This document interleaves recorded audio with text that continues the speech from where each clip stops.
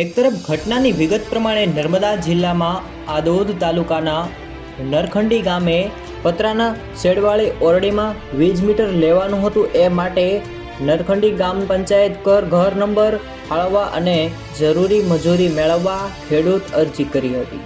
એ માટે તલાટી નીતાબેન મોકમભાઈ પટેલે 1 લાખની લાંચ માંગી હતી.